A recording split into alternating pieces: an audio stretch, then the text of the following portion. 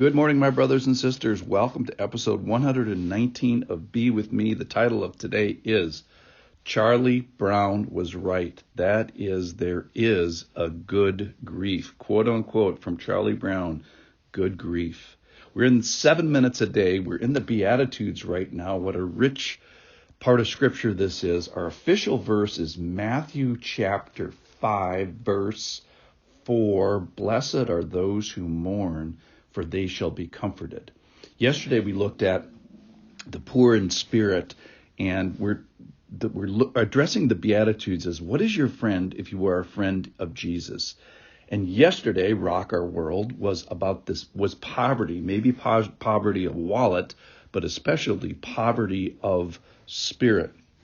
That is, these are things that can push us closer and join us closer to the Lord. So today, kind of the bad news is we're talking about mourning and tears and grief, that these are things that Jesus wants for us. What?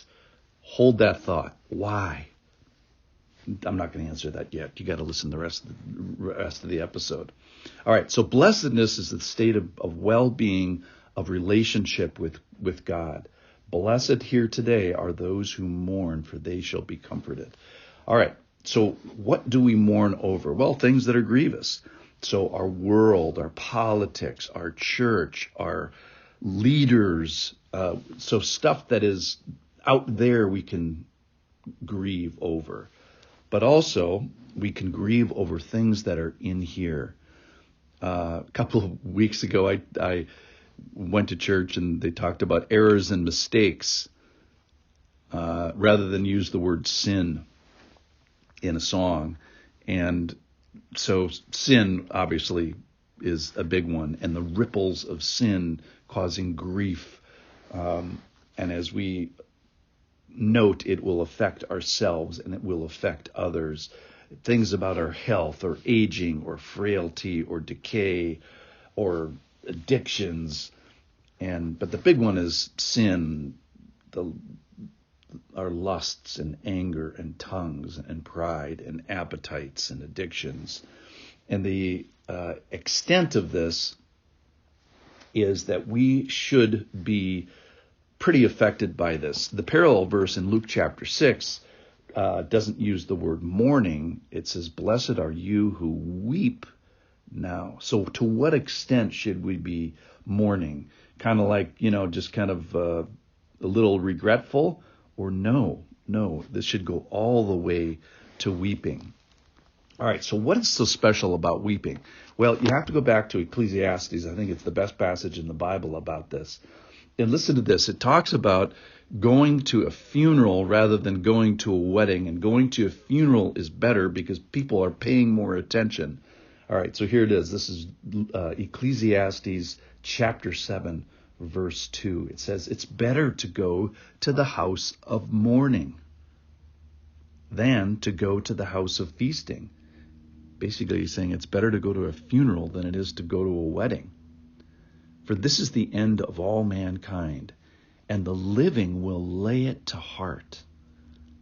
So what's special about a funeral is that people lay it to heart. They assess their lives. They assess their sin. They assess what's going to happen when they die. They put stuff to consideration, whereas the wedding's kind of just more of a party. All right. The living will lay it to heart. Sorrow is better than laughter, for by sadness of face, the heart is made glad. The heart of the wise is in the house of mourning. So the heart of wise goes to funerals and doesn't sit there like a stone, but is moved by it, is grieved by it, considers it, lays it to heart, and then doesn't stop there.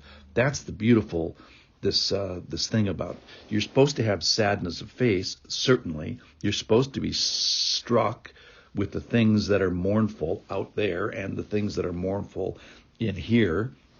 Make a right assessment of death and sickness and disease and sin. But how is the heart made glad? It says the heart is made glad there. About what? Why? What's so great about mourning and grief? How can grief be good? Let's answer Charlie Brown's question. Is there such a thing as good grief? Well, yes.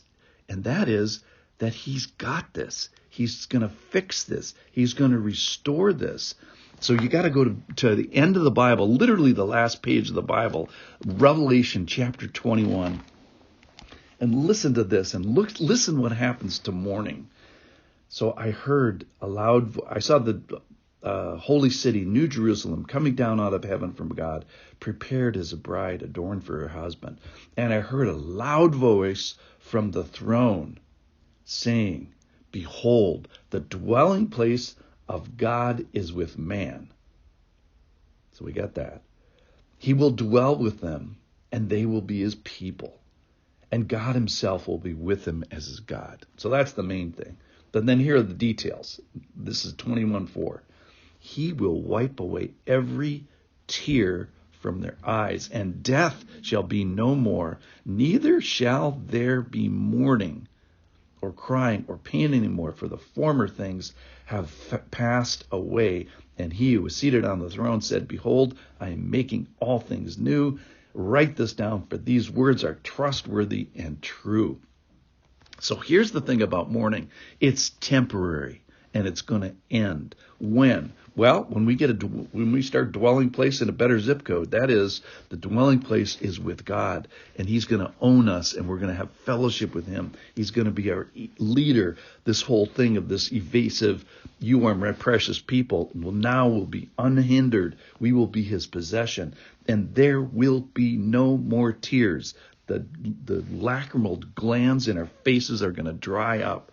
There's going to be no more death, and mourning, which we're supposed to treasure right now, the thing that's going to push us to God right now, it's going to be gone, banished, crying, pain. It's going to pass. Where'd it go? We're going to say, I don't know, God, I'll be made new. And we're going to be comforted with this. And Luke says we're going to laugh. So how about now? Okay, you're probably grieving. You've got things that are grievous. You participated in things that have caused grief. Charlie Brown was right. It does exist, and we should be regularly coming to grief now. But don't stop there. Use your tears as markers for desperation and please, P-L-E-A-S, and Lord, please, P-L-E-A-S.